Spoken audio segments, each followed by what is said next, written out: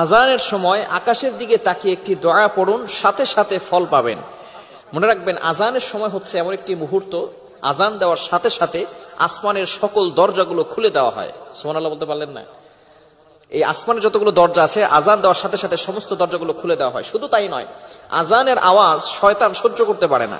সাথে সাথে যতদূর পর্যন্ত আজানের আওয়াজ যায়, শয়তান ততদূর পর্যন্ত পালাতে থাকে।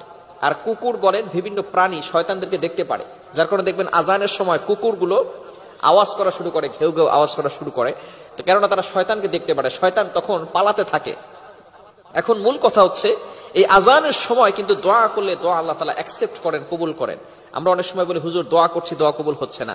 এই সময়টা চমৎকার একটি আমল আপনি করতে পারেন। যদি এই আমলটা করতে পারেন, আল্লাহ তাআলা অবশ্যই আপনাকে ফলাফল দিয়ে দিবেন। মনে রাখবেন, আমরা অনেক গুনাহের কাজ করে থাকি, বিশেষ করে এই সময়টা।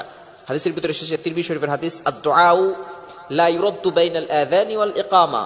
আযান এবং ইকামতের মাঝখানে দোয়া করলে আল্লাহ তাআলা সেই দোয়াটা ফিরিয়ে দেন না, আল্লাহ তাআলা সেটা অ্যাকসেপ্ট করেন, কবুল করে নেন। আপনি যেই দোয়াটা করবেন আল্লাহ তাআলা সেটাই আপনার জন্য অ্যাকসেপ্ট করবেন, কবুল করবেন। বিশেষ করে আযানের সময় যেহেতু আসমানের দরজাগুলো খুলে দেওয়া হয়, এই সময় আপনি দোয়া করবেন। বিশেষ করে আমরা অনেক গুনাহের কাজ করে থাকি।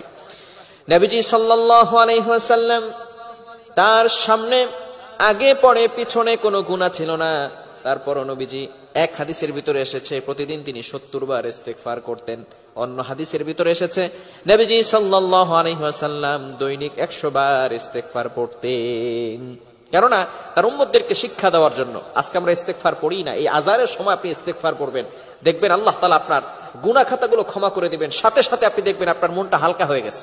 গুনাহ করলে দেখবেন মনটা ভারী হয়ে যায়, আস্তে আস্তে গুনাহ করতে করতে কলব কালো হয়ে যায়, ব্ল্যাক কালার হয়ে যায়। আর যখন আপনার গুনাহ ক্ষমা করা শুরু করা হবে, তখন থেকে দেখবেন আপনার মনটা হালকা হবে। এজন্য আজানের সময় আকাশের দিকে তাকিয়ে আপনি সাইয়্যিদুল ইস্তেগফার পড়বেন। বুখারী শরীফের হাদিস, শাদ্দাদ ইবনে আউস রাদিয়াল্লাহু তাআলা আনহু থেকে বর্ণিত, তিনি বলেন, এই সাইয়্যিদুল ইস্তেগফার যদি কোনো ব্যক্তি দিনে পড়ে, ওই দিনে যদি সে ইন্তেকাল করে, দুনিয়া থেকে বিদায় নেয়, আল্লাহ তাআলা সাথে সাথে তার জন্য জান্নাতের ব্যবস্থা করবেন।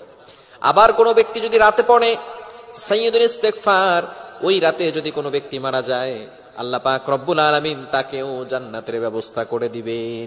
সাইয়্যিদুল ইস্তেগফার কে কে পারি? হ্যাঁ, দেখছেন অনেকেই পারে না। সাইয়্যিদুল ইস্তেগফার শিখবেন, এটা হচ্ছে হোমওয়ার্ক, বাসায় গিয়ে এটা পড়বেন। আল্লাহুম্মা আনতা রাব্বি লা ইলাহা ইল্লা আনতা খালাকতানি ওয়া আনা আবদুকা ওয়া আনা আলা আহদিক ওয়া ওয়া'দিকা মাস্তাতা'তু আউযু বিকা মিন শাররি মা সানা'তু আবু'ু লাকা বিনি'মাতিকা আলাইয়া ওয়া আবু'ু লাকা বিযামবি ফাগফিরলি ফাইন্নাহু লা ইয়াগফিরুয যুনুবা ইল্লা আনতা। নবীজি সাল্লাল্লাহু আলাইহি সাল্লাম কি চমৎকার কথাগুলো এখানে জানিয়ে দিয়েছেন। যেহেতু সময় নাই, আমি ব্যাখ্যা করতে যাব না।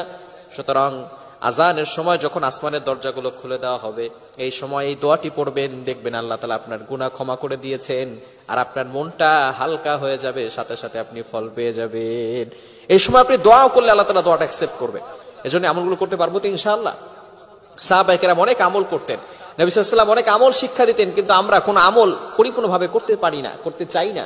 এই আমলগুলো করবেন ইনশাআল্লাহ। আজানের সময় আকাশের দিকে তাকিয়ে আপনি এটা পড়বেন। আল্লাহ তাআলা আমাদের সকলকে এটা বুঝার তৌফিক দান করেন।